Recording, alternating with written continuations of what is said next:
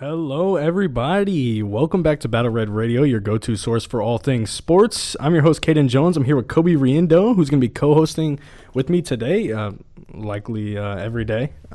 We've got an exciting show covering everything from the latest sports news. We also have a very, very, very exciting interview today with McCoy Casey from Southeast Missouri University. Also, don't forget to follow UHDI Radio on Instagram at UHDI Radio. And if you want to interact with us on the RadioFX app, make sure to hit the go button and then the chat button. And we'll be reading those throughout the show.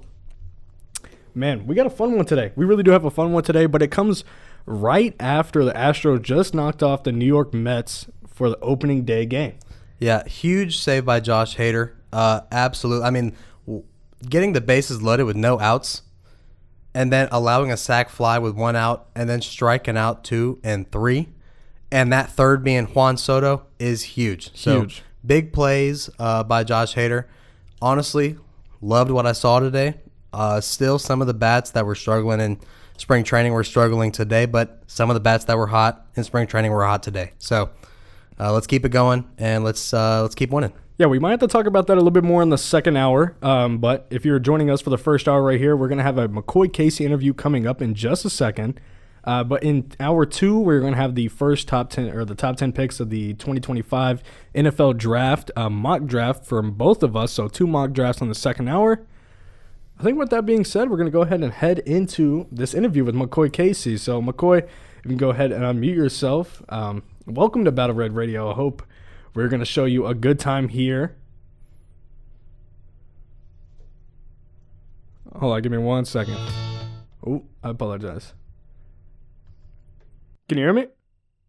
Yes, sir. All right. You hear me? Yeah, I can hear you perfectly fine. Beautiful. So I think Kobe wanted to go ahead and give a rundown over what SEMO has done up to this point since you've been there. Absolutely. So last year was your first year at SEMO, correct? This is going to be your second year? Yeah, I'll be entering my second year next fall, yeah. Absolutely. So SEMO last year was 9-4, all things considered, a very good season, very highly ranked in the FCS world. Ended up having a kind of disappointing end to the season in the first round against Illinois State in a 35-27 loss. Just kind of quick thoughts going into the spring training ball. I know it just started up recently. How does the end of last season really affect how you're feeling going into this season, and not just you, but also the team? How does that affect how y'all as a collective are going and approaching this spring ball and then going into the next season? Well, SEMO actually has never gone back-to-back in the OVC championship, so that's kind of our main focus going into spring ball here is how can we finally build the team that can finally go back-to-back. So it's just, one of our mottos is brick by brick. We're just trying to, build the little things day by day just so we can figure out how to, get back and get another ring next year too. Well, building things brick by brick is not something that, seems unordinary to you because you are just a kid from Crosby, Texas, a little bit northeast of Houston. And, many people might ask the question, how did your journey from Crosby take you all the way to Southeast Missouri? And where did your journey in Houston or in Crosby really start? Where did you really begin to find that love for football or just sports in general in Crosby, Texas? Well, so actually I come from a long line of football. My dad played Division I football. I had an older brother play Division I football. I had another one go to college for football. So, I started playing at about 5. So, probably around 6, 7 is when I knew I really wanted to, pursue this as a thing that I really loved and something I could see myself doing for the rest of my life. So it was just kind of ingrained in me since birth. And then, I was always on red teams growing up. So just I envisioned red with football and just a lot of connections through football and my favorite things in life. So it just kind of became a part of me at this point. Yeah. I'm glad you mentioned your family right there because that was actually one of the questions that I wanted to lead into very soon because your family has a very great history in not only football, but just sports in general. You have a pair of brother or a triple team of brothers, right? They all have a history of being athletes. One of them even made it to the NFL for a while. The other one, which one was it? Keaton? Keaton made it to the college football as well. I get their names confused very often, but they were all great football players. But when your older brother Chance was playing at Baylor and later in the NFL, how did that kind of affect your view of success or hard work at such a young age? Like, did it really motivate you, or did it really say to you, like, oh, like help you visualize your goals at that point in your life? So honestly, he got to Baylor when I was in kindergarten. So I can't say I remember too much of like the recruiting process or what led to him getting there. But I do remember going to every single one of his games and, going inside that stadium, seeing all the flashing lights and, going back and watching his games on TV after he played them. And it was just something that I always envisioned myself wanting to get to. So, having that kind of role model before me really, gave me some stairs that I knew I wanted to step on to get to where I am right now. Yeah, and I think somebody like on that Baylor football team that you have mentioned that you wanted to look up to was Robert Griffin III. He was obviously won the Heisman that year, was a top 2 pick that season, am I correct? To the Washington Redskins at the time. Only behind the one and only Andrew Luck. So, I mean, he's one of 2, basically. He was a legend in college football. Exactly. So that had to have been a guy that you maybe could have viewed as a role model at that time in your life. I mean, as a kindergartner, I can only imagine, like, if you met somebody of RG3's caliber at that point in your life, it could mean the world to you. So how did that really make you feel? Yeah, so I was actually very lucky. So my brother in college was number 9. And as we all know, Robert Griffin were number 10. So they're actually locker buddies. So, they were kind of good friends. So I got to talk to him after a couple of games. And actually, I don't remember what year it was. I want to say it was his second to last year. They had a game in Austin. And when he was leaving the tunnel after the game, my brother stopped him, waved him over. And he actually gave me that signature one glove that he wears. So, that was really cool that, someone as cool as that could give me a glove. It's just really an eye-opening experience that, it's just really unique. Made me love football even more. Good. I mean, that's like a little kid's dream right there. Yeah, especially seeing your little brother or seeing your older brother on that same team and then seeing a legend of the game of college football like RG3.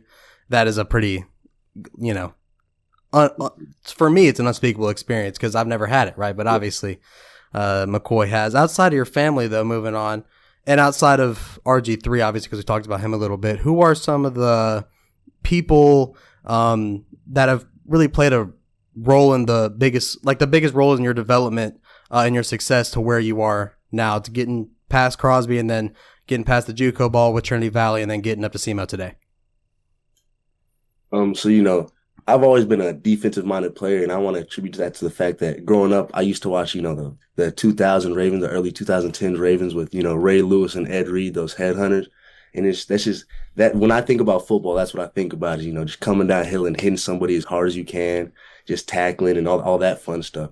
So just, any, legendary defensive player you could think of, I'm probably their biggest fan. It's just, I love the game more than I love a team, but if I did have to pick a team, it would be the Ravens. It'd be the Ravens. Is there anybody specific on that Ravens team?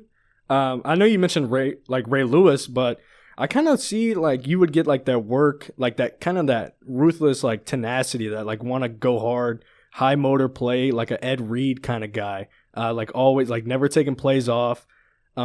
Is that somebody that you can model yourself? Obviously, totally different positions because you don't play off-ball linebacker or safety. But do you see what I'm getting at here?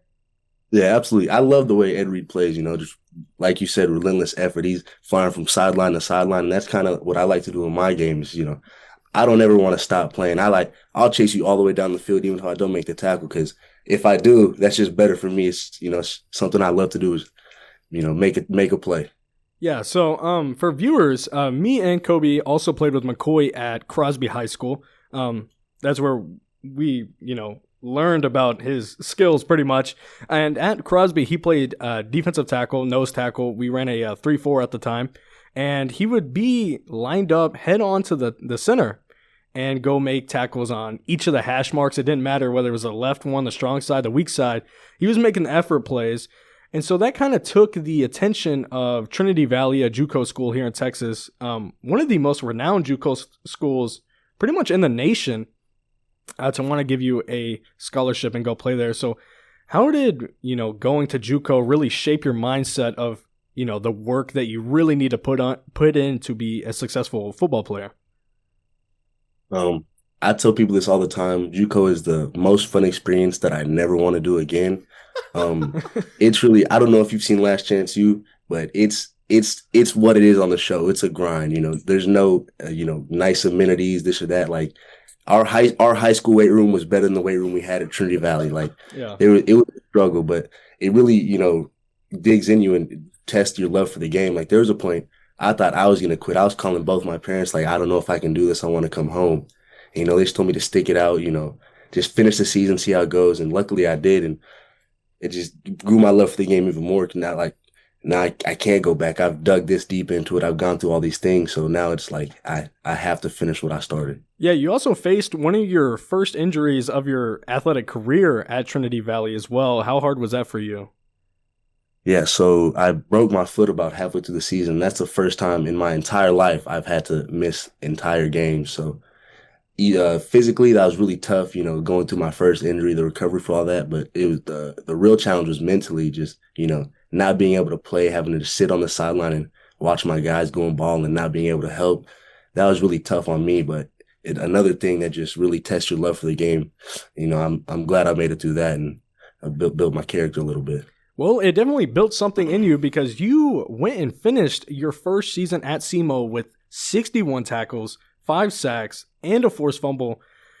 You probably brought your domination, being a 2-time defensive MVP for the district at Crosby, and then becoming a star player on that Trinity Valley defensive line, or that front seven, and then brought it all together at SEMO for this past season, and you had yourself a year. What really clicked for you that led for that jump in production this past season, especially for it to be your first year in FCS D1 football? I think it was just, the attention to detail, the going from high school to JUCO to D1, there's obvious differences in the level of intensity of coaching, the knowledge that people have. So just, the available resources to me and, being D1 finally, I felt like I had to work even harder. So just the resources and the determination I had within myself made me feel like, I have to have my greatest season. And that's how I feel right now, is I just have to keep getting better. Yeah, so part of, in my opinion, one of the most, because, I played with you, I saw how you attack the game. You have great technique, but not every defensive lineman that has great technique can use it effectively. When you're on the field, you kind of have the ability to use what the tackle puts on film and use it against them. So going into specific games, like how do you find a game plan that you'll use to attack certain tackles? And if you find that game plan, how do you put it in during the week and then implement it on Saturdays? It's a lot of film time, but as different as every person is, there's only so many different techniques an O-lineman can use. So, they can punch high, punch low. They can, give you fake punches. So it's really, you just have to learn what your O-lineman does and, know what moves that you can do to counter those. And then it's also a learning experience in the game, because just like you're adjusting to them, they're adjusting to you. So, you have to get in the game, get a couple reps in, feel the person out. But then at that point, it's just one-on-one, who wants it more. And then I feel like most of the time I want it more. I don't want to spoil anything for the lineman, but do you have a specific couple of go-to moves that you really love leaning on in a game? Yeah, that's a good question because I was going to ask that same one. I feel like he has one in mind. Yeah, it depends on what side I'm on because, different moves feel a little different on each side. If I'm on that left side, working on that right tackle, I'm going to come off the ball and give him a little cross chop, capture that wrist, elbow, bend the corners. That's probably my favorite move that I have. What about on the left side or on the right side attacking the left tackle? Maybe a little stab club, maybe a ghost. That was a little. I was gonna say the ghost is definitely in my opinion that's my favorite one that you do just because it looks so clean. Yeah, it does look really nice on film. Yeah, that's a little bit of an evolution of your technique because you used to spam the spin moves back in high school. So I'm glad you're finally doing something with your hands there. Yeah. Last year, moving on, you had we were talking about how great of a season you had. You got all conference, second team all conference recognition. How does that, recognition feel? Because I know you got all district MVPs multiple times in high school, and then you were an all-conference player in JUCO. But now at an FCS level, how does that recognition feel? And then how does that second team right there motivate you to get to that first team and then maybe even be an all-district player or all-conference player? Like you said, I've had my fair share of accolades. So, you would think you get used to it, but, I get to my FCS level and I get my second ever second team since my sophomore year of high school. So, that's really, maybe I'm not as good as I thought I was. Maybe I need to work harder. Maybe I need to do better. So it really just motivates you more to be as best as you can. So now I'm working this off season so I can come back and get that. I don't even want first team. I want another MVP. That's what I'm working towards right now. So what would you say is your favorite accolade? Do you think this most recent one is your favorite one, or are you still looking for that best of the best? I don't think I'll ever have a favorite. I don't think I'll ever reach the potential that I know I can. But if I had to pick one, it would probably be that first defensive MVP I won my junior year of high school, because I won it while I was taking a nap. So I woke up from a nap like 30 minutes later. Y'all were texting my phone like, "Yo, you won it, this and that." And then a couple weeks later, I found out I won it unanimously. So that was really cool, because that was like the first time I realized myself, like, oh, maybe I am pretty good at football. Yeah, especially as a junior, that's gotta push you to be like, wow, I could really do something with this if I work really hard in the off season and all that stuff. Yeah, absolutely. So is there a particular game from this past season that really you felt like it defined you, like define the player who you are? Like maybe use that ghost a little too well that game, or use that you know what I mean? Like, is there a certain game on film that you just could not stop watching? Yeah, so funnily enough, for the first time in my life, I had a game on my birthday. On my 21st birthday, we had a game. It was against our rival, the War for the Wheel. We did not have the wheel, so we're going into enemy territory, trying to win a trophy back on my birthday. And I had my best statistical game of the season, and it was just really surreal. Like, oh my goodness, I just went out here and I helped win this rivalry game for somebody on my birthday. It was really the best birthday present you could ask for, is winning back the trophy. So that was also a huge game for SEMO as a school, because like you said, it was a rivalry game. But didn't that game also go into double overtime? Not that one. No, that was the Martin game. I think about 2 weeks. That was a very stressful game. Yeah, that UT Martin game was a very good game. Came down to literally the last second play. And the thing about college rivalries that I love is, like, in high school there's a certain type of hatred or whatever, but in college, the war for the wheel and the fact that you're fighting for a trophy and you get to take that thing home with you, it just means a little bit more. So, that's a great game to be able to be like, yeah, I stepped up. I made a big difference in that game. Absolutely. Kind of moving on to we were talking about your work ethic and kind of how JUCO instilled in you the kind of grind, the week to week, the day to day of what it means to be a football player. Can you kind of give me a rundown of like what your weekly routine looks like? Was it a lot of film study? Is it a lot of practice time? I know y'all have obviously school that y'all have to go to and class that y'all have to go to, but how much are you breaking down film, and are there any specific quarterbacks or offenses that you like to break down? Because I know defenses are pretty different, but is there an offense that you like to break down and try to look at the game from that side of the ball? Well, luckily I have a lot of all online classes, so I have a lot of time to study football. So I don't think I have an offense I like to say I watch, but I like to go and watch back my tape and look at my bad plays and see where I messed up at, see where I can build, in my technique to be better. Because, you could watch your highlights all day, but that's you at your best. I want to see me at my worst and how I can make my worst better. I actually want to counter what Kobe said, because I wanted to ask that question, but in a different light, because I figured you were going to give an answer similar to that one. Is there a team is there a specific scheme that you hate playing against? Is it a run-heavy scheme? Is it a pass-heavy scheme? I know you play a little bit of a different role now that you're an outside linebacker, but is there anything that you hate more than others? I don't think I'll ever hate playing against a scheme more than that slot team we had to play in high school at Liberty Hill. I was going to bring that up. Running the ball 80 times a game, getting double or triple teamed every single play. That's tough. But luckily, if you're not playing a institution school, an army school, you're not going to run into that in college. So there's nothing really too difficult in college in terms of scheming. It's just the players themselves are better now. So yeah, that makes sense. I hate too much anymore. Yeah. And I'm glad you brought up that rivalry game that you just were talking about, how you said it was very important to you, because I remember watching that game, and when I speak to you like off of the radio and things like that, you like to compare yourself to Von Miller, and when I was watching you during that game, I could only only one name was really popping in my head for like a pro comp for you, and it was Von Miller. Like, it was your get up off the ball, it was your use of hands immediately getting on the offensive lineman's chest. And I just wanted to ask you, like, is there any other player besides Von Miller that you really want to compare yourself to? Because I know Von Miller's getting up there in age. Is there any of the newer, younger guys that you really see yourself getting into? Maybe like a Micah Parsons type of guy. I know you're a Dallas Cowboys fan. Anybody of that nature?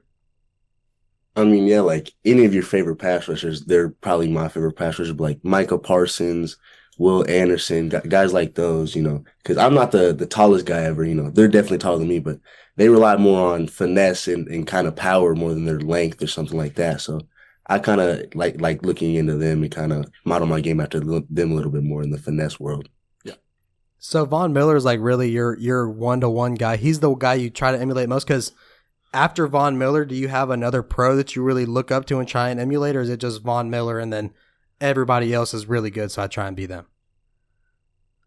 It's a good question. I guess I would say it's Von Miller because we kind of have similar measurables, and I feel like my skill set is very similar to his. So just to be able to model my game after, yeah. But, I like to take bits and pieces from everybody's game because, I'm not Von Miller and I never will be. So I have to, make my own bag, become my own pass rusher. So yeah, absolutely. That's a great answer.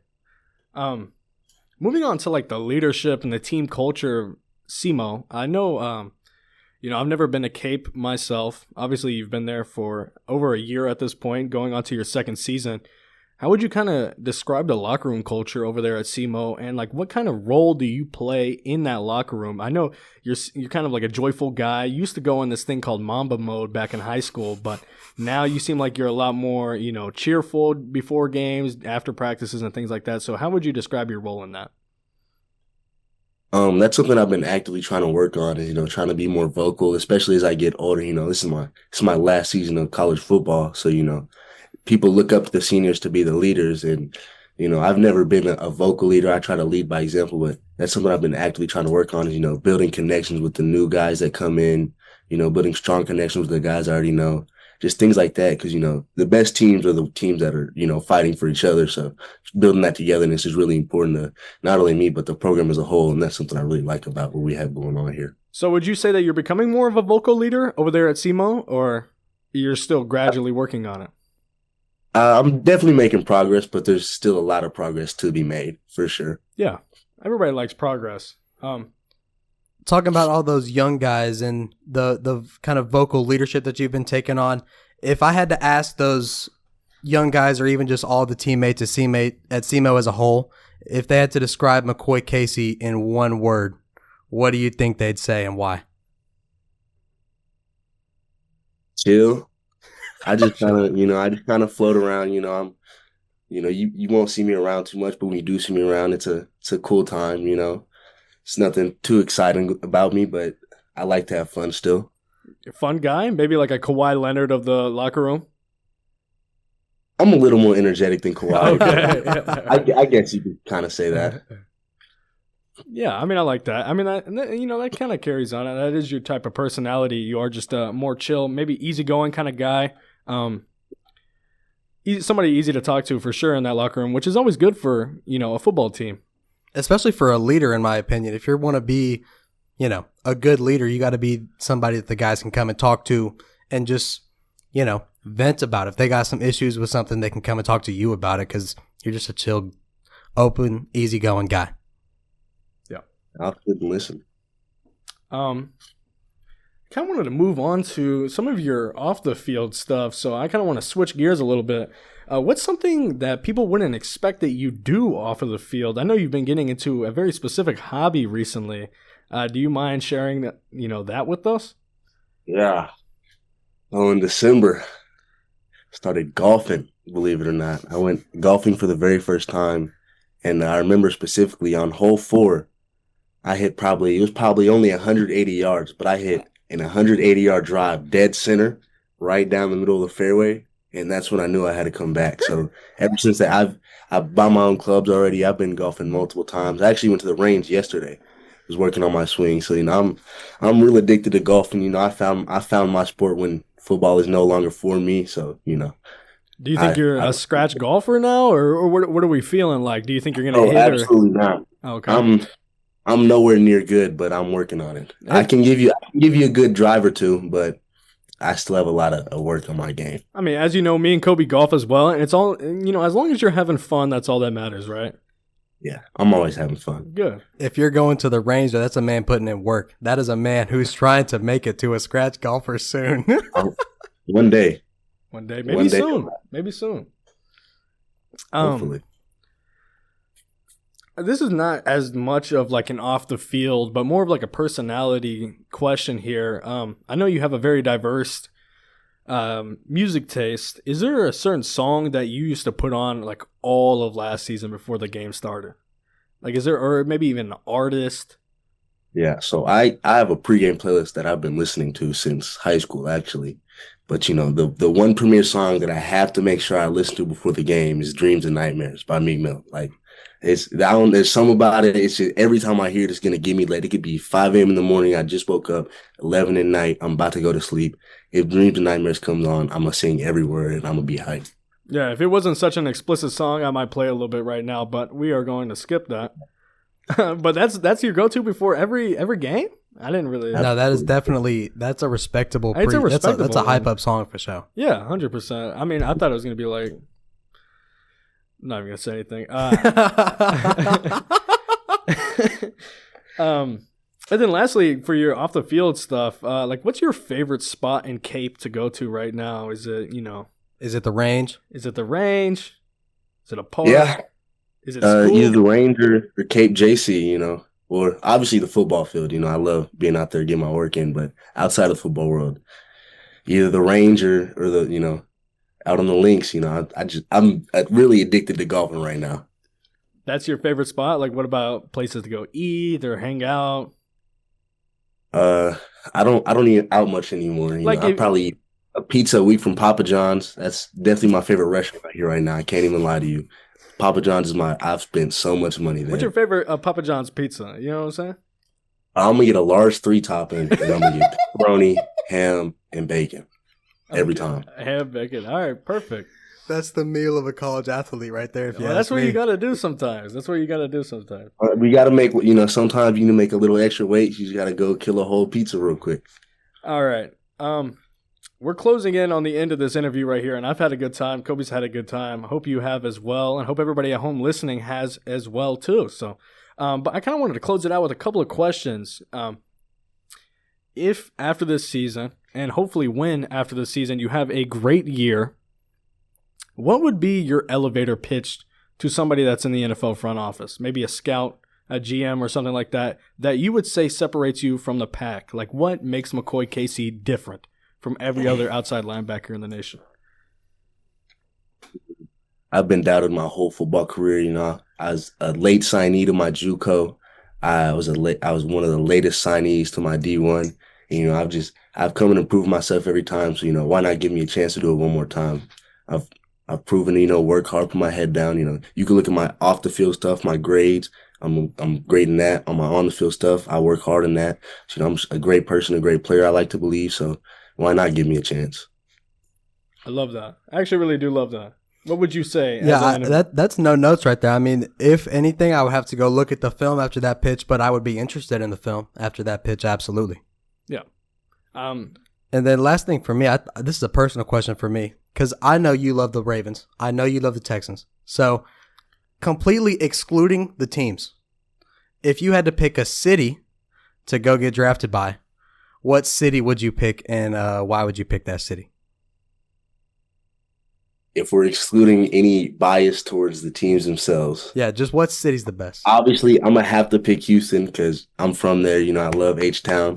You know, vibes are high. But if Baltimore, if the Ravens were in Houston, I'm picking the Ravens. Okay. So you would love to get drafted to the Baltimore Ravens. That's the team? Absolutely. I would have no problem with that. Yeah, it sounds about right. All right. And well, that's going to kind of wrap it up for us. And I kind of want to just leave you on a closing question right here. So at Southeast Missouri University, what is the legacy that you want to leave when it's all said and done for McCoy Casey at SEMO? I just want to leave a legacy. I want to be able to, someone says my name and they remember me. That's all I want. I don't want to, if I can leave a huge impact, that's cool. But I just want someone to remember me, 30 years in the future. Well, I mean, if you keep playing like you've been playing, it seems like that is the trajectory that you are headed in. Thank you for joining us today on Battle Red Radio. I hope you had fun, man. I hope you had a lot of fun. Did you say something? I said absolutely. Oh, okay, perfect. I don't know why it didn't come through. But, I mean, with that being said, we're going to go ahead and head out, hang up on you real quick. Can we get a round of applause from McCoy real quick? Great stuff, great stuff, great stuff. It's nice seeing you, man. Yeah. Thank you for having thank you for coming on. Really appreciate you. Thank you for having me, man. Thank you, man. All right. We Have will a good catch night, you bro. later. And for everybody listening on Battle Red Radio, we're going to hit a quick music break as soon as he leaves. Hope everybody's enjoying the show. Hope everybody enjoyed McCoy Casey. So everybody say bye to McCoy, and we will see you right after this music break. You guys. All right, everybody. Welcome back to Battle Red Radio. I hope everybody enjoyed that McCoy Casey interview. I really enjoyed it. Kobe enjoyed it as well. We thought it was going to go a little bit longer, but that's okay. I'm just being fully transparent. But I still had a good time nonetheless. We're going to talk about, the Houston Astros game that happened earlier today. So we actually ended up beating the Mets 3-1 in the opening game at Dyken Park. That's going to, it's going to take some time getting used to, but we are going to work on it. When I was watching the game, the commentators were still having like a hard time figuring out. Yeah, I mean, Minute Maid is an iconic name in my opinion, just because it to me it matched the aesthetic of the stadium. Like, I can't really explain why, but it just did. Well, no, the reason why is because like orange, it's the orange coloring and the orange juice and the orange jerseys. Like it definitely plays a role. It was a huge part of it, and for the past 25 years, Minute Maid was our home pretty much. Like, everybody knew, like, hey, when you're finna hop on 59, you're passing by Minute Maid. You know what I'm saying? Like, no. Yeah. No? Sure. I mean, I don't know the streets, bro. You know what I mean? But, like, I mean, like, whenever I tell some people, like, that I'm going downtown, they're like, oh, it's right by Minute Maid. Yeah. But now it's right by Dyken. Yeah. I have heard from inside sources, though, AC there is kicking. Inside sources, yeah. Our friend Jake is there claiming that the ACs are kicking. We'll see when August comes around if the ACs will still be kicking, because I went to a game last August and it was not kicking. Yeah, I mean, we've kind of switched from being the juice box in Minute Maid to the ice box at Dyken. Hopefully that ice box name is not just a name and actually in place, because some of them summer games, June, July, August, it gets piping in there. Yeah. I kind of want to just break down this Astros games for y'all real quick. So the Mets had 6 hits. We had 7. No home runs in this game. And then both the teams had 7 strikeouts combined. A lot of walks this game, actually. So 6 walks for the Mets, 5 for the Houston Astros, and then 1 extra base hit for the New York Mets to our 0. And then a lot of stranded in this one. Yeah, one thing I do just want to focus on again, Altuve's a dog. He needs to get these strikeouts figured out soon, because he had 3 today. It's first game. He had 20 in spring training. He had 3 today. I'm just saying, let's get him lowered down a little bit, because I don't want to see big strikeout numbers, because that is really the only thing that could keep him from having a great season, is if those strikeout numbers get high. Because we know how consistent his bat is, but if he can't get on base through walks, then that's going to be an issue that keeps arising. Yeah. I also want to say something.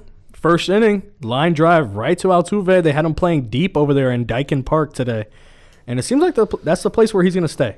Came straight to him. He had no problem catching it. Surprisingly. I don't know what to say to you surprisingly right there. I mean, it wasn't a bad, it wasn't a bad catch. Look, I don't think he's going to do I'm terrible. just joking. I hope he's an average left fielder, and that's the best we can hope out of Altuve out there. Mm-hmm. Cam Smith, shout out to him. First pitch of his first at-bat was a liner out to right. It was beautiful. Mm-hmm. Also, Christian Walker he literally first pitched as a Houston Astro as well. It was a line drive right in between third and shortstop, but they ended up catching it on a very good defensive play. I just want to say, the new additions played very well today. Very, very well. They were actually I think they were the only people that, no, Jake Myers scored, but then Isaac Paredes and Christian Walker also scored this game as well. So the new additions are really coming together right now. Cam Smith, like you said, had that single, but he ended up rounding all the way to third before he got left on base. And then he got replaced by Chaz late in the game. Yeah, but that was in the eighth inning that he got replaced by Chaz, and I think we came to the conclusion that he got replaced for defensive, Chaz probably just is a better defensive defender. Yeah, and he probably wasn't going to end up batting again anyways until Chaz ended up going to the plate and sack bunting. Which is basically all. I don't want to say that's all he's good for, but that's a perfect Chaz AB for me. Is a sack bunt that moves Jeremy Pena over from first to second. It's a productive at-bat. It's a productive at-bat, which is better than, most of them. Most of Chaz's ABs, yeah. The real story of the game, in my opinion, was the last two innings. All right, we were up 3-0, and then, in my opinion, just looking at it on paper, we should have a very strong closing bullpen, right? Our eighth inning is Brian Abreu. He's a dog. Ninth inning, Josh Hader. Should be one of the best closers on paper. Brian Abreu in the eighth went out. Got two. Brian Abreu did not play good this game. Well, he struck out the first two, or he struck out one and then lined out the second one, and then he walked the bases loaded. Walked 3 in a row. And then he got the last out. I mean, that's true, but that's not pretty stuff. That's not the prettiest inning ever. It is definitely not. That is what I'm just mentioning. That's why I decided to bring it up. In my opinion, we should have a great ending of the bullpen. Ending of the game, closing bullpen. We should have this 7, 8, 9 on lock. Brian Abreu didn't really have it on lock today, but actually he closed it down. So all's well that ends well. Ninth inning, Josh Hader comes trotting out. And again, I love Josh Hader. He's the perfect closer in my opinion. Lefty, really weird release, got a bunch of heat, got a bunch of movement. No outs, bases loaded. How do we do this to ourselves? Yeah. He ended up allowing a single run. This is Josh Hader's stats that he finished the game with. So he finished the game with 2 hits, 1 earned run, a walk, and then 2 Ks. Those 2 Ks are huge, but man, it was scary to watch. It was scary to watch because I think he had runners on second and third at one point, and then did he walk Juan Soto? He had runners on second and third, and then he walked the dude before Juan Soto, and then he struck out Juan Soto to end the game. So that's really all that matters is he struck out Juan Soto to end the game and get the save. But it was scary that it came down to that. I could tell you right now, I was sitting here just before we went live at about 5:55, and my stomach was dropping by the pitch because, Luis Angel Acuna had a 12-pitch AB, bunch of fouls, gets walked. And then the same thing happens with, Mark Vientos, and then Brandon Nimmo gets that sac fly, and then we have Francisco Lindor gets that sac fly, and then we have Juan Soto come up. So it was scary. It made my stomach drop. It made my head hurt, but we got the win, so that's all that matters. Yeah, it made my head hurt as well. What are some good things that came out of this game though? We know that Cam Smith. I don't want to overreact, but it's so easy to overreact off of one game when you have such a promising prospect like Cam Smith. It seems like good things are going to happen. One thing that we didn't mention at all, great thing out of this game, Framber Valdez, 7 innings pitched, 4 hits, no earned runs, 2 walks, 4 strikeouts. That's a beautiful game from the ace, especially on opening day against what projects to be top of the NL type of lineup. Framber was dealing today. Shout out to Brett for that one. Yeah. I mean, this comes against a really, really good New York Mets team. Like, this team is going to be solid. I believe they were ranked somewhere in the top 7 for ESPN's power rankings when I checked them the other day. If I had to guess, they're going to finish as a top 10 or a top 5 team in the NL and then easily, be up there for World Series contention. It's hard to compete with the Dodgers, but if anybody can, it's the Mets. Yeah. Are they in the same? They're both in the NL. Yeah. No, but are they in the same? I don't know. They're not. They're in the NL East? The Mets are in the NL East, yes. Yeah. Man, it's just crazy, crazy stuff. Shout out to the Astros for pulling out the opening day W. Yeah. Should we move on to... I mean, we could mention this Deshaun Watson thing because I think it's just this Dak Prescott thing because I just think it's funny. Okay, there was a radio host who came out a couple days ago. I think it was 2 days ago. Maybe it might have been yesterday. And he very emphatically on his radio show declared that the Browns were very, very, very close to completing a trade with the Cowboys to get Dak Prescott. It would have included Myles Garrett before he signed his record-breaking extension. It would have included Greg Newsome II and a bunch of draft picks. Really, this guy's crazy. Like, I don't even. He really got like centelled or something like that for the NFL. Yeah, I hate to admit, but this did kind of like influence my mock draft for the hour 2, which I'm kind of embarrassed to say. Not really though, because it didn't influence it too much, but it did. You know what I'm saying? Like, it was in the back of my mind. If this was real, and I kind of want to talk about it, if it was real, because that would be more fun, right? If the Browns were trading for Dak, I might. I would just be. I would just be like, okay, like, what's the plan here? Like, it sucks for the Cowboys and it sucks for the Browns. It's actually a lose-lose trade. But like this made a little bit more sense. Like, besides the, abundance of money, the pounds and pounds and pounds of dollar bills that Myles Garrett got this offseason, you remember how he was saying that, like, what are the Cleveland, he needs to be shown something that the Cleveland Browns are genuinely trying to win. And, like, was this up their sleeves? It's kind of how I, received this news. I mean, yeah, but they don't have the money to pay Deshaun what they got to pay him. And that's literally over 50% of the salary cap for 2 quarterbacks, and neither of them are really great. Dak Prescott is definitely a lot better than Deshaun. Neither of them are really great.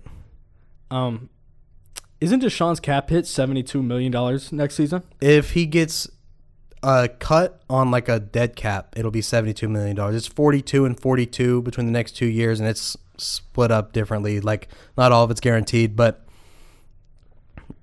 if he gets released after this season, it'll be $72 million. If he gets released right now, it'll be over $100 million.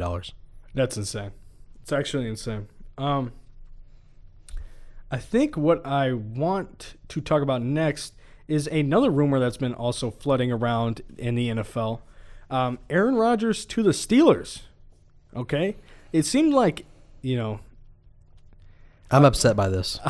Okay, yeah, you can go ahead and start us off here. I mean, like, look, best case scenario, Aaron Rodgers goes to the Vikings.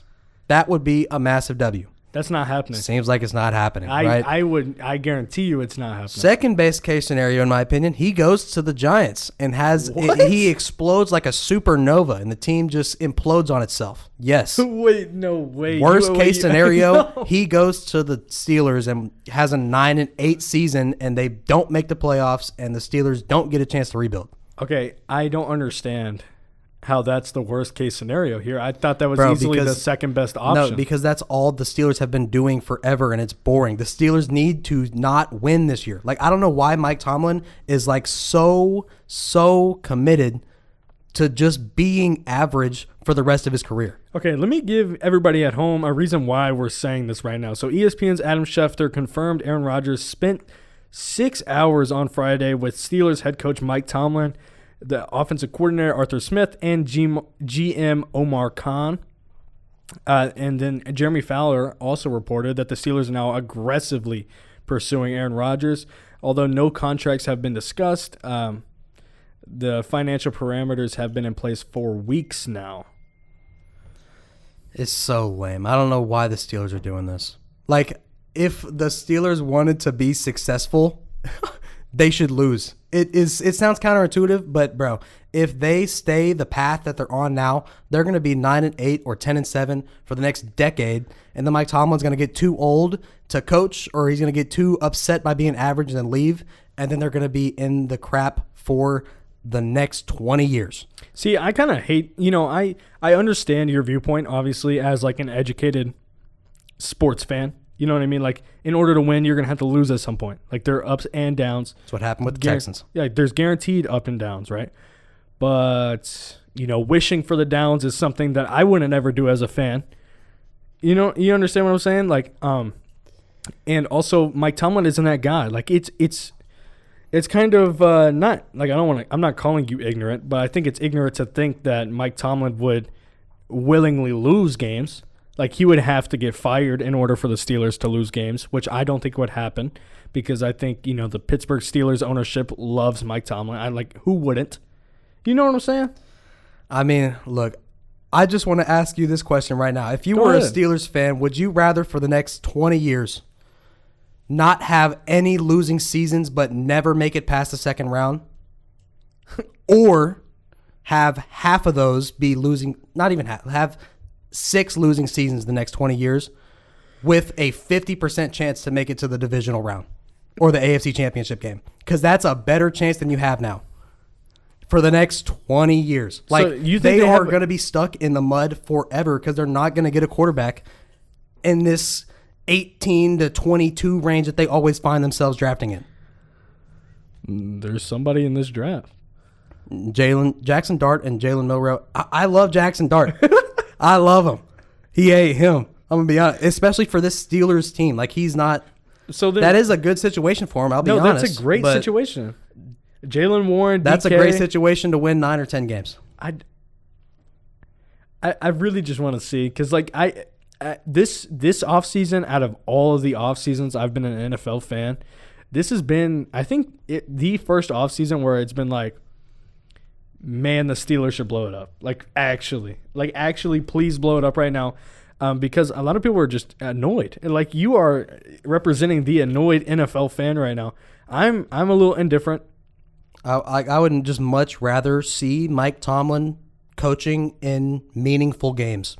Literally, none of the Steelers' games are meaningful unless it's a meaningful game for the other team. Like, the Steelers are always going to be in this transient middle zone where they are not good enough to compete, but they're not bad enough to win to get a good pick. So how would you suggest they go about losing? Do you have a game plan? Get a bad quarterback and play competitive, one-score games and lose because you don't have a quarterback who can win in those moments. Perfect.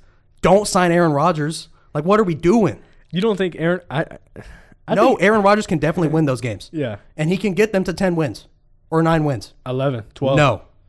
No, they've got to play the Ravens twice a year. Yeah, they win. They've got to play the Bengals. Okay, I guess you're just delusional. You think the Steelers beat the Ravens with Aaron Rodgers? No. Okay, I was gonna say, oh my! Out of the Steelers and the Bengals in a two-time matchup with Aaron Rodgers, you think Bengals take home both? I think they easily take home one, and it's a good chance they win the other one. Yes. And then Browns? Browns are buns. And you think there's no chance they win either of those Ravens games? I mean, the Steelers play the Ravens really hard. They always play a close game. And the Ravens have Lamar Jackson. But the Steelers beat them last year. That's something you got to consider, bro. If the Steelers want to win their own division, they got to compete against Lamar Jackson and Joe Burrow. That is not – you can't do that with Aaron Rodgers. You can't do that with Jackson Dart. You need a dude who's a stud, like Drake May or like Cam Ward or like some people think Shedeur is. You need one of those dudes. You can't compete with Lamar and Joe Burrow. As much as I love Jackson Dart, with Jackson Dart. I mean, the Ravens beat them once last year. Steelers got one game on the Ravens as well. not trying to prove you wrong or anything, but like I'm not saying it's impossible. I mean, I understand where you're coming from. I don't want you to think that I'm completely ignoring your take here. I feel like you are. I feel like this is an unreasonable take to think that Aaron Rodgers could win them. You think that the Steelers with AR could win the division? The Ravens were the best team and second best team in the AFC last year. So you think the Steelers would be the second best team in the AFC? I don't think they can win the division. That's a good division. They would make the playoffs and lose second round or first round. Possibly boot the Bengals out again. And then they would lose to the Texans or the Chiefs or the Bills or the Ravens. Yeah, the AFC is just crazy. But where do you think they would go in the NFC? Obviously not there. High. Oh, you swear? Yeah. Like they would go crazy? They would be about as good as the Commanders are. Wow. Yeah, I mean that's just the NFC for you, I guess. Man, okay. Well, with that being said, I think we're going to head into hour 2. We have our first 10 picks of the NFL draft coming from mock draft from both of us. We're very excited for this segment here. I know I am. I've been looking forward to it ever since we ended the McCoy Casey show. Just stay tuned. We will be back in just a few minutes. I got some Bruno Mars. Somebody requested that we have new music, so I got some new music coming everybody's way. Stay tuned for Battle Red Radio Hour 2. All right, everybody. Welcome back to Battle Red Radio. I hope you guys have been looking forward to Hour 2, a new mock draft for a new show. So we are going to go ahead and start off with that. Me and Kobe, I don't know what website you used. I assume it was PFF as well. PFF is definitely the best place to, in my opinion, not only do mock drafts, but also analyze prospects. Their way of grading players is, it makes a lot of sense to me. Some of the stuff I don't agree with, but PFF it's also even used by a lot of NFL teams. So there's a reason for that. Yeah. So how we're going to do this mock draft right here is that me and Kobe are going to go one by one. So I'm going to do pick 1. He's also going to go after me and do pick 1. We might switch it up, do like a little snake draft with it or something at some point. But I think most of these picks are different. I've seen both mock drafts. He hasn't seen mine. I have not. I got a little bit of fun with mine. I'm going to be honest, okay? May not be exactly what I would do, but all of these picks are absolutely in play, and I'll be able to explain each of them. And I think I'll be able to even sway you on some of these guys getting into the top 10. I hope so, because I try to stay as true to mine as possible, so I'm glad you went on a different route with yours. But I think even with that being said, we still have a similar, if not the identical, first overall pick, which is Titans taking Cam Ward. You got the same thing? Yeah, Cam Ward is a pretty easy number 1 pick here in my opinion. I thought the Titans were going to consider trading with the Giants, and honestly, that's still in play, even though the Giants just paid 2 quarterbacks. Yeah. 3, technically. I mean, for me, this was also a quick pick. We've been mentioning all show that it seems like, it seems pretty evident that the Tennessee Titans are trying to gear up for a rookie quarterback to come in. They signed offensive tackle, overpaid offensive tackle, my bad, for Dan Moore.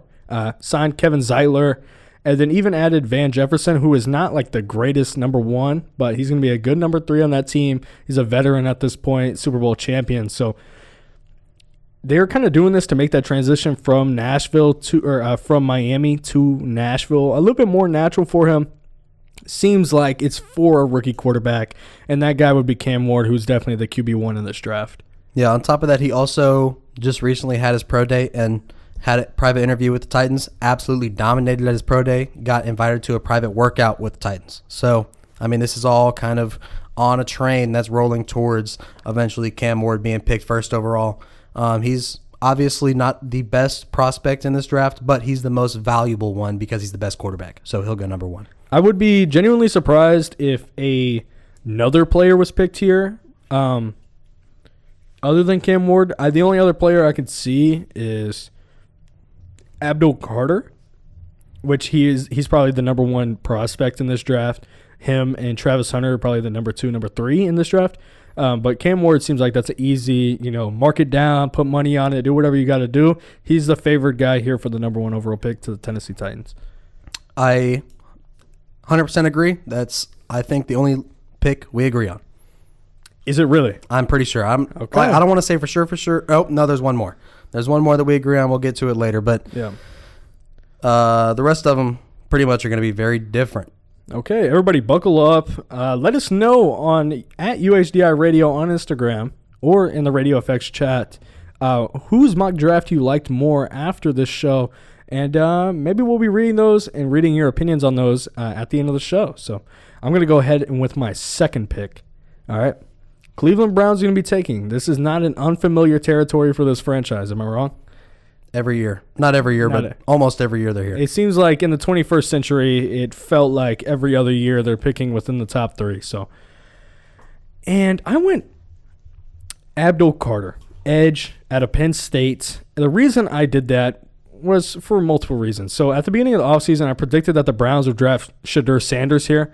However, after I was delegating this decision, because I feel like it is still – in play, as you were mentioning earlier with your draft picks.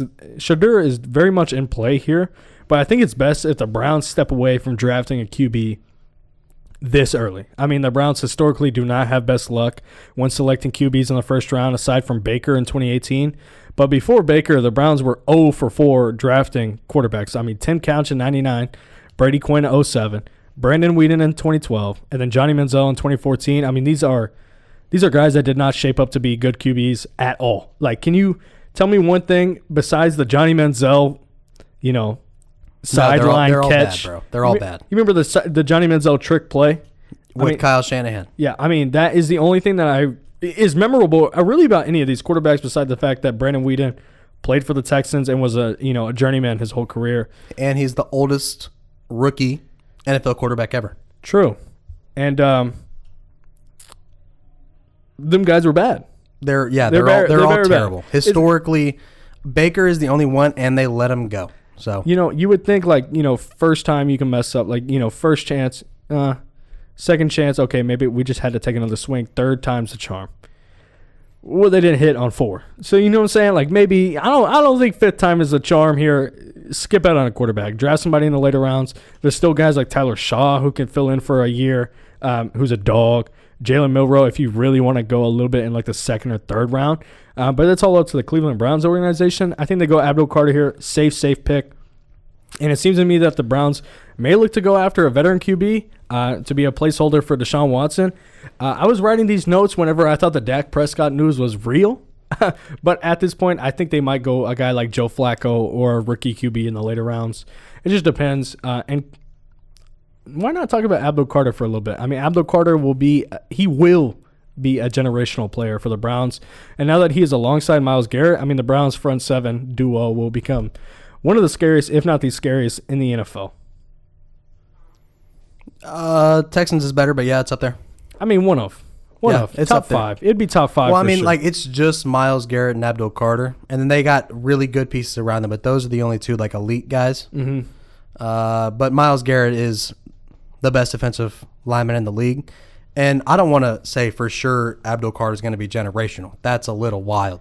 I think he's up. Generational, bro. Myles Garrett's generational, so they're just going to have another Myles Garrett out there. I don't know about that. But he is going to be a very high-level defensive end for sure. He's a Pro Bowl guy. And that would make whatever they have on offense work a little bit better just because they'll have shorter fields because of sacks and field position and stuff like that. They won't have to score as much because in general they'll have the pass rush and the defense to hold it down, just kind of how we imagine the Cleveland Browns are right now. And the thing is, in that division, you need pass rush, right, with Joe Burrow and Lamar Jackson. So it makes sense that you would draft Abdul Carter here for sure. Okay. I, however, have them going with Shedeur Sanders, quarterback out of Colorado. All right, he is pretty easily the second best quarterback. I think it's close between him and Jackson Dart, but the consensus is that Shedeur is easily the second best quarterback. And Caden was just talking about their 0 for 4. Let's make it 1 for 5. Why not us? Okay, why not us? Right. The Browns are in a weird situation with Deshaun because on top of the fact that his contract is one of the biggest in the league and he sucks and is just getting worse progressively. Deshaun? Yeah, Deshaun. He just tore his Achilles. So he won't probably even be able to play through most of this year. So they don't even really have a starting quarterback like Caden was saying. They maybe would go for a vet. I would get your rookie now in Shedeur because I like Kevin Stefanski generally, and I don't really mind the structure that they have there. Their O-line is good. They need a running back, but generally their offensive structure is okay. And the thing about Shedeur is he's kind of thrived with lesser options around him. I mean, he's had a stud in Travis Hunter and Jimmy Horn, but their offensive line at Colorado has been what was historically bad. Yeah, like a minimal like it was protection. Yeah, so he's used to that. But if he has great protection in front of him, which the Browns have, and just okay receivers, I think he can work in that system as well. Shedeur is in some ways more pro ready than Cam Ward. In some ways, he just doesn't have the arm to be a total pro like Cam is. But I really just like the fit here because after this season, the Browns can cut Deshaun. It'll be a $76 million cap hit. I just had to pause for emphasis there. Oh, okay. But with the salary cap expanding as it is, that $76 million will still be a pretty big chunk of change, but it won't be as bad next year and then the year after that because it's $76 million over 2 years. Mm. It is even less of a hurt to the pocket. So I like Shedeur here. They can get their rebuild early. They can get their quarterback early. And like I was saying, with that defense that they already have there, they can kind of limit the load that Shedeur has to carry. So it's strange hearing you talk so positively about Shedeur Sanders. I still think he's the second best, and he's a lot worse than Cam Ward, but the Browns need a quarterback, and he's in a lot of ways pro-ready. He's just not my favorite prospect. You know, I don't like him. Yeah. But a lot of scouts do. So who am I to say that they're all wrong? I just got to project where he's going to get drafted, and this is where I think he's going to get drafted. Okay. You know, I don't think it's that bad. I mean, I argued against, Shedeur going to the Browns. I feel like Abdul's a strong pick there too. It's the safer pick. If it's not Abdul is safer, but the Browns, I feel like they're kind of in a situation like the Giants. The Giants took a risk signing 2 veteran quarterbacks because they need to win now.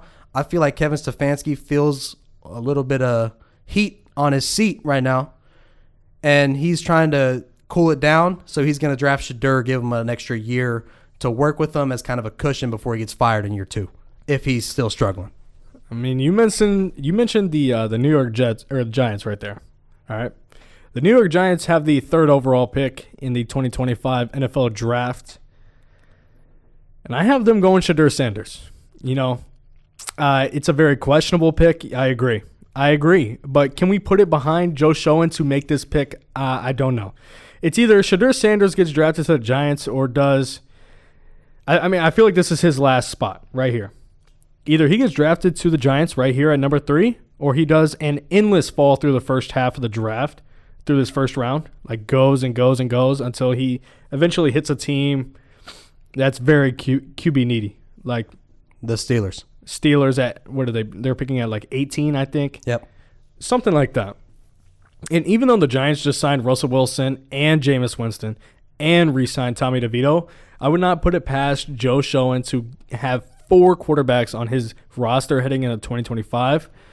While, commonly on the show, we may not be the biggest Shedeur Sanders fans, the Giants may look to draft Sanders in a desperation to somehow, sway the owners into convincing them that, hey, we have a future here. You know what I mean? Like, they are on the hot seat, and it might be the hottest seat that I've ever seen in my life. Yeah, it is literally catching them on fire, and they're still just sitting there like, hey, it's fine, guys. Everything's fine. Yeah. So, this would be purely a desperation. Imagine me grabbing in the air right now. Like, if Russ doesn't work, then, we got Jameis that might throw for 30-30. And then if he doesn't work, I mean, we got Shedeur for the future. You know what I'm saying? It's not a smart pick, I understand. But what have the New York Giants done recently in memory that have been smart? I feel like that's a great way to encapsulate that pick because they don't need a quarterback. At this point, they just signed 2. Why would you draft another one? But they would draft another one. You got to develop them, or that's what they would put that forward, right? That we need to sit them behind these guys because if anybody is the most pro ready, it's Shedeur. Shedeur might be a little bit more pro ready than Cam Ward, even if he doesn't have as great as an arm. So, like, that's not even a great argument. And I could see, like, a world where, Russ goes down, and then they're like, okay, we're going to put Jameson because Shedeur, like, they really don't want to play Shedeur. Like, they really want him to get, like, his steps in, I guess, during practice with the like, they really want to make sure he's ready, so they put Jameson.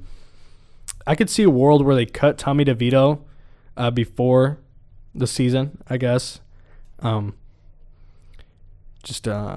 I don't really agree with this pick as much as, but I see it happening. I visualize it. I see Shedeur walking up on stage with blue and red, him in the Big Apple. I see it, and I think it's going to happen. Yeah, I feel like Shedeur's personality is definitely matching of New York. It's just, he's really flashy. He's really extravagant. And that's just what I imagine matching well with New York. I mean, he was also throwing balls with Malik Neighbors, who I have going to New York is a pretty similar style to me. I have Travis Hunter going at number 3 to the New York Giants. All right. The reason I don't have Abdul Carter going here is because in their roster construction right now, Abdul Carter would be just removing playing time from either Kayvon Thibodeau or Brian Burns, which he's better than, but they're already paying a lot of money to them. So it just doesn't make a lot of sense with their roster construction for Abdul Carter to be the pick here. Travis Hunter gives them a true CB lockdown 1 because I think he's a stud. Like, he's that good of a corner. And he can they kind of moved Deonte Banks to that CB2 or nickel corner where I think he could really thrive. And, as much as I don't think Travis Hunter is better than Abdul Carter, he may be the better prospect for the Giants just because of their roster and just because of, honestly, his versatility. The Giants need weapons. They could have, imagine some lineups out there. We got Malik Neighbors and Travis Hunter with Russell Wilson. I feel like it might not win a lot of games, but it'll be fun. And then on defense, like, that's a good secondary that you're starting to build out there. Yeah, I mean, I like that pick. Obviously, Travis Hunter is going to be a good pick on any team. It's just like, if you're on the hot seat, is Travis Hunter the pick that you make? I feel like Travis Hunter is safe because he can do, like, he's versatile. If he's not going to, be as great of a cornerback as you think he is, you can probably put him at receiver and he'll be an even better receiver than most people project him as. Like, he can do multiple things, and I feel like having that real true CB1 like we saw with Stingley this year is really important. Like, it kind of basically locks down a whole side of the field. And Travis Hunter is definitely one of those guys. Travis Hunter would have to go against guys like Debo, CD, A.J. Brown, or Devontae Smith. I feel like I would trust Travis Hunter in a lot of those matchups. He's not going to win every snap, obviously, because that's just not how it works. Yeah. But he would, make it very Hold difficult. his own. Yes, he would make it very difficult for those receivers to have big games. And I feel like that's everybody looks at the Giants and the Giants secondary and the Giants defense really. I mean, their front seven is pretty solid. Their front seven is solid, yeah. That's why I feel like Abdul Carter, like, you're adding to an already great thing. They need to be working on that defense, on that DB, that secondary. If you can have Travis Hunter back there, it kind of really makes that defense not just a front seven, but a more coherent, group. Yeah. Okay, just to recap real quick through the first 3 picks, I have Titans going Cam Ward at 1, so does Kobe. I have the Browns going Abdul Carter at 2, and then I have the Giants going Shedeur Sanders at 3, and then Kobe has the Titans going Cam Ward, Browns going Shedeur, and then Travis Hunter going 3 to the New York Giants. Okay. Should I go number 4 here? Is that what we're moving on to? We can go ahead and do that, yeah. Number 4, New England Patriots. This is where Abdul Carter finally gets picked up. In my opinion, there's about 3 can't-miss prospects, and we're going to get through them pretty quickly in my draft, okay? So Abdul Carter is definitely one of the can't-miss prospects for a couple of reasons. He's a super crazy athlete, and he's a super crazy edge rusher in only his first year there. He was an off-ball linebacker. He got moved to defensive end, and he had 12 sacks this last year, 22.9% pressure rate. That is off the charts against Big Ten linemen. Like, that is he's a freak all around. Pass rush, talking about run defense. He's going to be a stud, and he reminds me a lot of being a Vrabel dude, just super hard worker. I feel like a lot of Penn State guys and a lot of New England guys, they just kind of mesh together in my mind because the culture and kind of the work ethic that they, I don't know, in my mind, I hear it. Like they got the same culture to me. So I was going to make like the same argument for the guy I picked as well. Yeah, so I like Abdul Carter going to New England for all the reasons I just listed, along with the fact that they just signed Milton Williams on the inside. Let's draft a stud pass rusher on the outside, and that's a lot of that. We're starting to kind of build that Eagles-style defensive line, that Texan-style defensive line that has been really successful this past season. Yeah, so for the Patriots, I was thinking kind of similar to you. I feel like it's natural to think of Vrabel dudes whenever you think about the Patriots now, right? Whether we're overblowing that out of proportion and they're not really looking for dudes like that, like who knows? I think they are. And that's why I chose for the New England Patriots to draft Armand Membu out of Mizzou here. You mentioned Penn State. Well, I'm going to mention Mizzou, right? Definitely some dogs there. Down, dirty. They had a great run game last year. And Armand Membu was one of those guys that was important in that run game. He played right tackle at Mizzou, but he can play all over left tackle or right tackle going into the New England Patriots organization. And then the reason I made this pick and not a different pick, like I haven't drafted Travis Hunter yet, is because after signing guys like Stephon Diggs to a $69 million contract and then also signing Carlton Davis to a $60 million contract, those moves seemingly move Travis Hunter away from possibly being selected at number 4. Currently the Patriots have Vidarian Lowe at left tackle, and if, viewers at home, they were like, who is Vidarius Lowe? Exactly. This guy is terrible. Was one of the worst in penalties last year. Was one of the worst run blockers last year, according to PFF. And then the Patriots will be eager to replace Lowe with a great prospect like Membu. And Membu recorded a 9.82 RAS, which is one of the top graded combines of this draft. And what question are you going to ask me right now? Why not Will Campbell? Why not Will Campbell, right? So I think Will Campbell kind of has a little bit more question marks than Membu has, right? Whether you think it's the arm size, sure. I agree with it. You don't. I understand why you don't. But questions are questions in and of itself, and I feel like other tackles in this draft have too many questions, and Membu checks off too many boxes to not select him as the number 1 tackle in this class. And he has the athleticism and the ability to be the number 1 guy. It's all about preference here. Membu, number 4 overall. Yeah, when it comes to Membu and Will Campbell, it just depends on what you would rather have. To me, Campbell is definitely more polished, definitely more of a, day one, he could start right now and he would be arguably one of the best offensive linemen in the league. Membu, if you start him, right now, he's going to be a freak athlete out there, and he's going to put up a bunch of crazy blocks. In a couple of years, 1 or 2 or 3 years, he might be the best lineman in the league. Yeah. So it just depends on if you want to bank on that potential or if you want to bank on the more surefire, let me get the production right now. But I don't want anybody to misinterpret what you're saying. Like, Will Campbell will most likely be a little bit better off rip, but it's not like Membu is going to be a bum. Yeah, definitely. Like, he's going to be very starter, high-quality starter. Yeah. But in a couple of years, he has the potential, like Trent Williams, like Laramie Tunsil. He's that kind of athlete at tackle to where he could be the best in the league. Exactly. So I'm glad you understood where I came from right there. Excited to hear.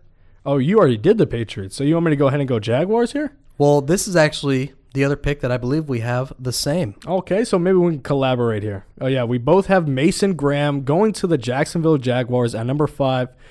I'm going to go ahead and say my reason. You can piggyback off of me.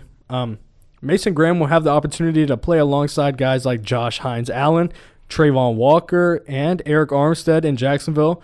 With this cast, I expect Mason Graham to have an extremely productive rookie season and is, I'm not going to lie to you, a defensive rookie of the year candidate for me over guys like Abdul Carter and even Travis Hunter just because of this cast if he does get drafted to the Jaguars.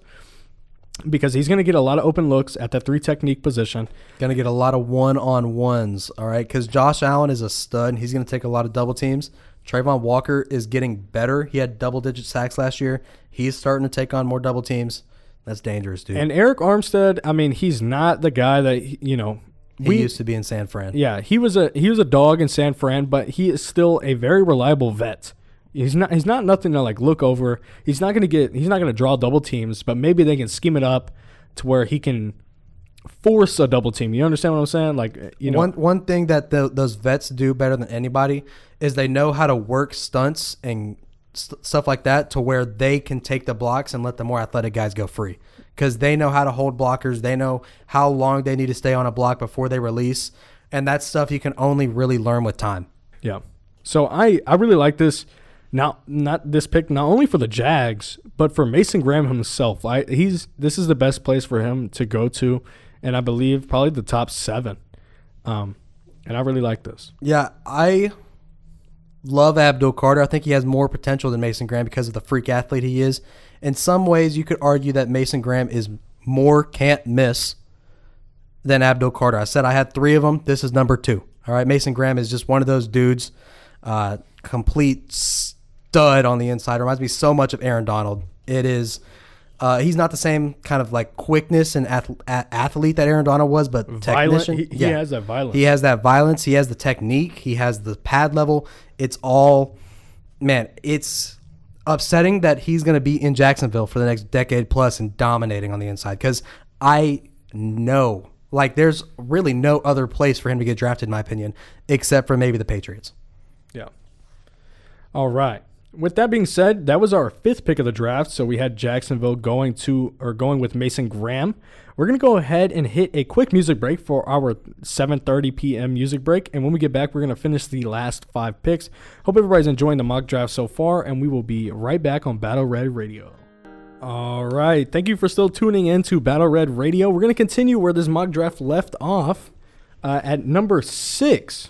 Okay. This is the Las Vegas Raiders. Yeah, the Las Vegas Raiders pick. I guess I'll go first here. With Shedeur Sanders already off the board and guys like Mason Graham and Abdul Carter already picked on my draft, I have them taking, obviously, a number 1 prospect left on the board. I have them picking Travis Hunter. And while I believe the Raiders may go either Travis Hunter or Ashton Jeanty with this pick, which is ironic because, you know, these were the 2 guys that were the Heisman runner-ups in the college football season. Travis Hunter is too much of an X factor to let him slip through their hands at number 6.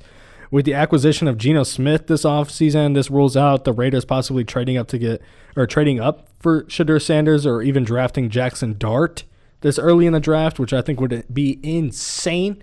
But it's still a possibility. Like, everything plays at this point in the NFL draft.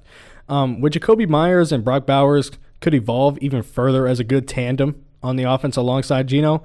And if the Raiders add the playmaking ability of Travis Hunter on the offense and defense, then this pick makes complete sense to me. It'll be fun to watch Max Crosby become like a mentor for Travis Hunter in a sense. Like, that seems exciting to me in Las Vegas. Teaching him how to be a Raider. The Raider way is definite. Like, we talk about the Patriot, stuff, and everybody talks about heat culture.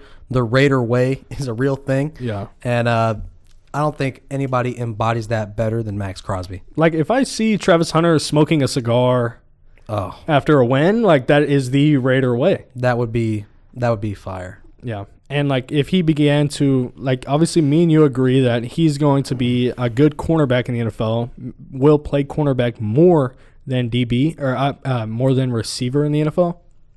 He can still collaborate with a veteran like Geno, right? Sure. And then, Jacoby Myers isn't a young guy at this point in his NFL career anymore. He could get pointers from him as well.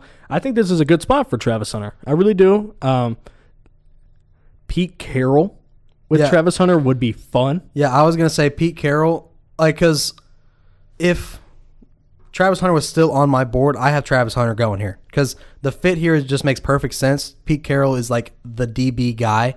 He is, famous for his cover 3 Legion of Boom defenses, or back whenever he was at USC, his Tampa 2 defenses were insane, or back in Tampa Bay whenever he was their DC. So he is just a DB whisperer. He knows how to mold these guys into being studs, and Travis Hunter is probably, in my opinion, one of the most coachable guys in the draft. I agree with that as well. That is something that I've noticed, or not that I noticed, but that I've inferred from him just playing football Yeah, like if you're able to learn multiple positions like that, it means you're able to get coached in multiple ways and pick up a lot of things at once. And, Pete Carroll is going to throw a lot at Travis Hunter if he was to get drafted here.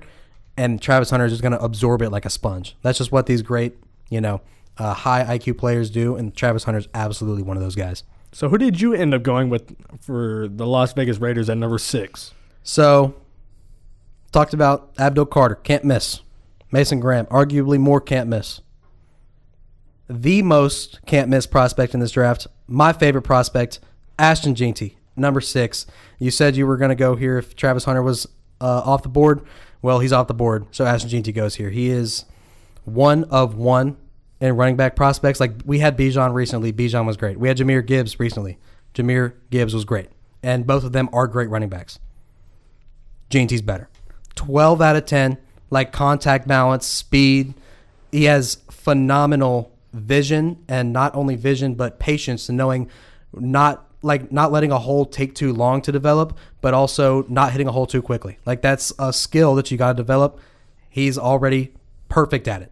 Like that, his violence at the point of attack is up there with, dudes like Marshawn Lynch. For real. He's that good. Yeah. And it's insane. I could harp on it, and I want to talk about it whenever I get to my pick with Ashton. This guy's a demon.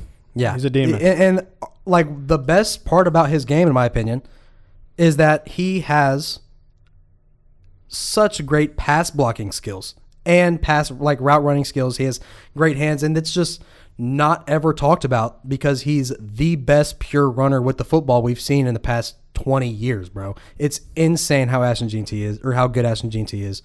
And with Geno Smith there, with Pete Carroll there, there's just a lot of potential because they don't have a lot of weapons on offense. I could see him going for 1,400 yards as a rookie. Well, they got Brock Bowers, not like yeah, claiming, I'm not, yeah, but it's Brock Bowers and then it's Jacoby Myers and yeah, I understand what you're saying. I think that it would be not a great offense, but a great offense for the Raiders. That's a really, really good.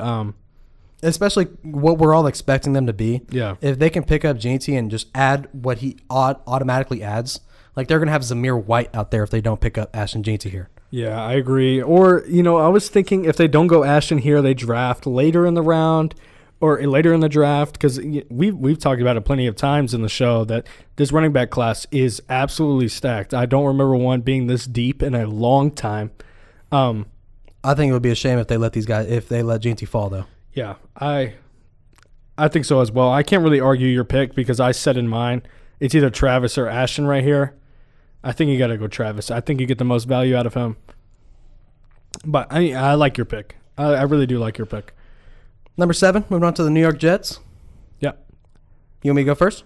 We actually have the same thing here, I think. Nope. Your guy's already been picked for me. Oh. No. You had Will Campbell here? I have Will Campbell. Oh, I guess we're the same. Yeah, I thought you had Will Campbell picked before. Yeah, no, I have Will Campbell here. Then, I guess we agreed on 3. There we go. Will Campbell, he's actually the first tackle off my board, so I'll explain the juice here, okay? He's the second tackle off of my board. So, the Jets, in my opinion, they're in kind of a weird position at this point in the draft. Like, to me, there's not really a clear best player available left. This is for me too, this was like no man's land. Yeah, and there's not any really great QBs left, so they're going to have to rock it out with Justin Fields. Hopefully he banks on his potential.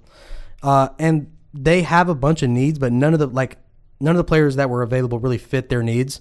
So why not go and get one of the best, if not the best, tackle in the draft? I think he's the best just because he's a bit more surefire of a bet, and that's what I think the Jets need. They don't need to bang on potential. Like, they do not have a great roster right now, and they need to start building that up now. And technique-wise, he's easily the best lineman. I know the arm length is a little bit of an issue for some people. To me, it's not because, people talk about Kenny Pickett and his hand size. That's the reference you brought up last time. Will Campbell, as a tackle, is like 25 times the player that Kenny Pickett was as a quarterback. So I feel like Will Campbell let's say he doesn't thrive as a tackle. You can move him to guard, and he'll be one of the best guards in the league. I think he would easily be one of the best guards in the league, 100%. But I mean, the reasons why I picked Will Campbell are pretty similar to yours, obviously. The New York Jets' biggest need currently is offensive tackle, in my opinion. They filled that role with Justin Fields at quarterback, and Will Campbell is one of the best two options in this draft. You either go Armand or you go Will Campbell here, in my opinion, if you're the New York Jets. And after putting the close future in the hands of Justin Fields, giving the still young quarterback that Justin is time to operate and allowing Breece Hall to find better lanes on the left side, this may elevate the offense a bit better level than in 2024, even though I don't think it'll be marginally better, I think. It could be, there could be slight improvements that could be gained from Will Campbell, and those improvements just dramatically increase the better the quarterback play is. Yeah. So if Justin Fields is great, this is going to be an amazing pick because it just gives him that surefire left tackle or left guard that is going to thrive off the jump. And if Justin Fields isn't the guy, then guess what? In 2 years or 3 years or however long it takes for them to get a quarterback, next season, I don't know. They'll have a stud left guard or left tackle for that stud quarterback to thrive with. Yeah. I agree with you. I mean, the offense is going to look very different than it was last year. I mean, Garrett Wilson and Breece Hall are returning, but even with that being said, Justin Fields is going to change the scheme. I mean, he is the scheme. Yeah, that changes everything automatically. Yeah. Number 8 is where I think it gets a little bit fun for me and your draft. So I was telling you that as soon as I got to the Panthers pick, I got excited. Seeing who was still left on my board, I could have got, an edge rusher for the Panthers. I could have got in Ashton Jeanty at this point for the Panthers, even though they draft a running back every year, it seems like. I went ahead and I got Bryce Young, a new weapon, arguably the best weapon in this draft. I got Teteroa McMillan out of Arizona, and my God, would this pick be electric for Panthers fans. It makes all the sense in the world that the Panthers would hastily put this pick in play if McMillan were to follow them at 8. Giving Bryce Young, who had a resurgence at the end of the 2024 season, the bona fide wide receiver 1 in this draft, would put a smile, I think, on everybody in the Carolinas. This duo could alter the trajectory of Bryce Young's career. And with Bryce Young standing at a height of 5'9", and McMillan standing at a giant 6'5", and still has the athletic ability of an elite route runner, this could be a magical duo in Charlotte. I actually love this pick, and I would be so excited if I was a Panthers fan if we got Teteroa McMillan. So I really love that pick, but I feel like, to me,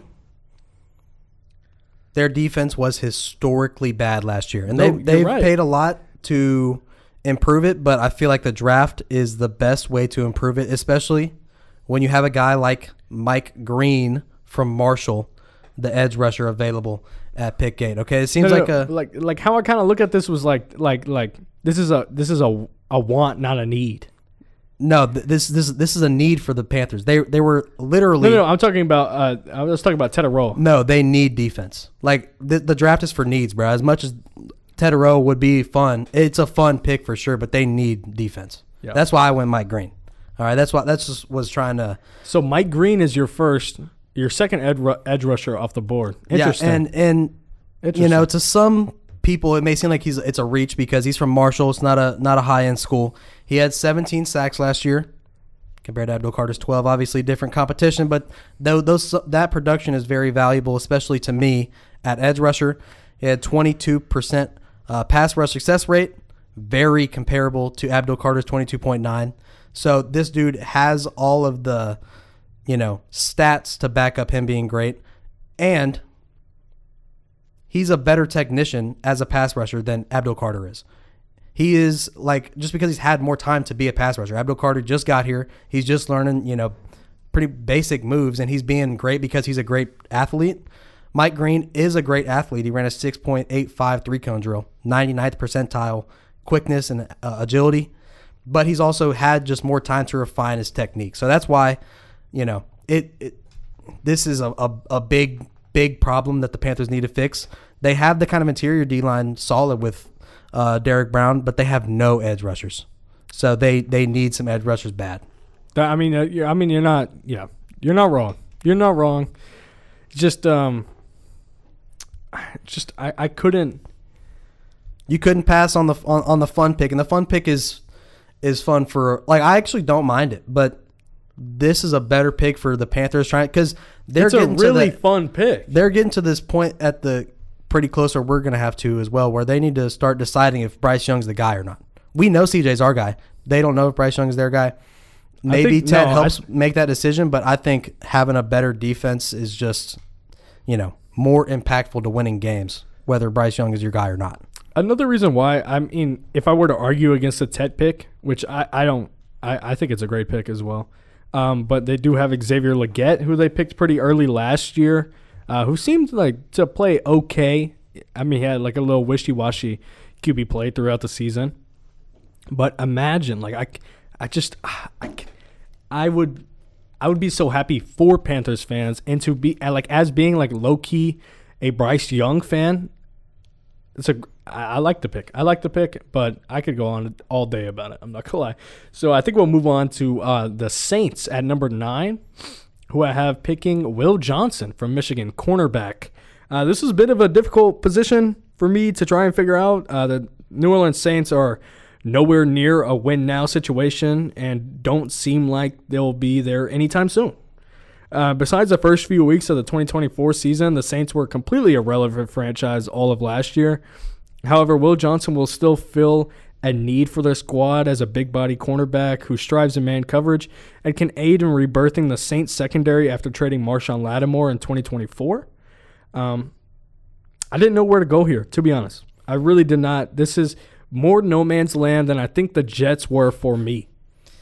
Will Johnson is probably, he's easily the second best corner, and I feel like whenever you're picking a corner, he's arguably also the best player available at this point in the draft. That's maybe the Saints' approach at this point because they just have needs everywhere. Yeah. So I could see Will Johnson fitting there absolutely. Who did you go with? At number 9, I got the Saints picking Matthew Golden, wide receiver out of Texas. All right, this seems a little high. I know, okay? It's very even above high. It's even above Tet, okay? Very, very high. Teteroa McMillan at his pro decided not to run at the combine. I understand now why. Ran a 4.52 or a 4.54 at his pro day, which for his size is respectable. However, there has not been any receiver in the past decade. I think it's been 14 years, something like that. I think Mike Evans was the last one who was a receiver that ran over a 4.5 to get drafted in the top 10 picks. That is not a trend that I think, Teteroa McMillan is just going to buck because he's just that good. He's a great receiver, but there have been plenty of great receivers who have just run a 4.51 or a 4.52, but because of that, they don't go top 10. Matthew Golden, however, has that speed in spades. He ran a 4.29 40 at the combine. As you watch Texas last year, they started off the season really relying on Isaiah Bond. But as the season went on, Matthew Golden became the wide receiver 1 because it just became evident that he was better. Like, he was that dude. And if they were going to throw to Isaiah Bond more, they were going to not be as good of an offense. Yeah. I don't, that's the first pick where I really don't love. And I think you understand that, Literally at the bottom, I said it's very risky, but it's extremely high potential for the Saints because that's what you're getting out of Matthew Golden. I think Teteroa is a bit safer for sure, but Matthew Golden, because of that speed and because of that, high-end explosive type of play that he can bring, that is what the Saints that's what the Saints need. I was stuck between Matthew Golden and Tet here, but like I said, just the data doesn't help Tet in this situation. Yeah. So I don't think Tet is surprisingly just going to break a trend. Maybe I'm wrong, but I don't know. I like Matthew Golden here, though. Yeah. I understand your reasoning, which is why it's hard to argue, for sure. It's just that's way too early for Matthew Golden. That's super It's early. really not. Because if it's... I think he goes 15 after. Okay, he's not going to get drafted at pick 25, 24. No, I don't think he's going to get... I don't think he's going to us anymore. We did think for a while before the combine that he was going to maybe make it to us at 25. I don't think so anymore. But... No, I think he's highest is 15. Okay. 9 is definitely where he starts coming into play. I could see him going to the 49ers at 11 for sure. Dolphins at 12 for sure. Like, this is definitely in play for a lot of these guys or a lot of these teams around 9, 10, 11, 12. Okay. I mean, we'll have to see. This is going to be the last pick of each of our drafts here. So at number 10, the Chicago Bears are drafting, and I feel like they're actually in a very good position where they're at. This is a great situation for the Chicago Bears to be in. I have them picking Ashton Jeanty from Boise State. You picked him earlier to go to the Raiders. But finally, I'm going to be picking my favorite player in the draft and arguably the most electric player in the college football last season. He's going to get picked to go to the Chicago Bears, and this is going to be a natural fit for Jeanty with Ben Johnson now running the show in Chicago. I expect Jeanty to produce in year one, becoming the bell cow back for the Chicago Bears. Similar to his days in Boise, Jeanty will be identical to Jahmyr Gibbs in year one, and this pick makes nothing but sense. I mean, this is a perfect fit for both parties. Yeah, this is the best fit in the draft, 100%. The Bears are solid everywhere on offense except for running back. They are solid on pretty much everywhere on defense, and none of the guys that are available necessarily fit their fit their team needs right now. That's why it kind of put me in a precarious situation because Jeanty's off my board. So I don't know where they go here. But I love the fit with Jeanty and the Bears. A Marion Hampton, maybe? I strongly considered it for real. Yeah. Like, that would be a reach, but I strongly considered it. Yeah. It would be a reach. Maybe. Like, that is a need, though. That is a strong need. I think they could. This is what I would do. I would trade back. Yeah. If I'm honestly in the situation, I would just trade back. Like, if Jeanty wasn't there. Yeah. Like, in my draft, he's not here. Top of it, honestly, if I'm the Bears, I'm trading this pick. I would not stay at 10. I would go back to 15, 16, 17, get a pick this year, maybe a day 2 this year, or a day 2 and a third round or a fourth round pick next year. Then we're cooking, just gives them even more pieces to work with, more guys to draft. But we didn't allow trades. Yeah, so no trades. We're stuck here with the Bears at 10. And I think Jahdae Barron is the pick. He's a cornerback out of Texas. 2 Texas guys back-to-back to end the draft. There you go. Or to end the top 10. He is as versatile gets in this draft. He's like as a straight DB because, I mean, Travis Hunter plays 2 positions, but that doesn't count. Technically, Jahdae Barron plays 3. He plays cornerback outside, he plays nickel cornerback, and he plays safety, and he can thrive in literally all of them, not even just week to week, but in the same game. He jumps around playing a little bit of box safety, playing a little bit of nickel corner, playing a little bit of outside corner, playing a little bit of safety. We've seen that position and that kind of guy become more versatile and more important because of dudes like Kyle Hamilton in Baltimore. So I love Jahdae Barron here for the Bears. He just gives them an extra piece on defense to kind of tinker with because they already have a lot of dudes. Jahdae Barron could fit anywhere on that defense, and he would start right away. So you're picking Jahdae Barron over a guy like Will Johnson here. Yeah, I think Will Johnson is too, like I said, I think their outside corners are fine. But if one of them gets hurt, Jahdae Barron could go in right away. True. And Will Johnson can't really thrive in that nickel spot or that safety spot like Jahdae Barron can. Wow. Yeah. So I like the fit here. Actually, I really like that pick. Yeah, it's not necessarily the best fit because I think Jeanty's the best fit, but Barron is a really strong second option for them just because of the options he gives them on defense. Yeah. Okay, I like that actually a lot. Well, I think that'll do it for us. It is 7:55 p.m. right now. We're going to go ahead and sign off of the show. Thank you for joining us for the newest episode of Battle Red Radio. If you enjoyed, please let us know on Instagram and follow us at UHDI Radio on Instagram. And I look forward to seeing you all next Tuesday from 6 to 8 p.m. And we hope everybody has a fantastic night.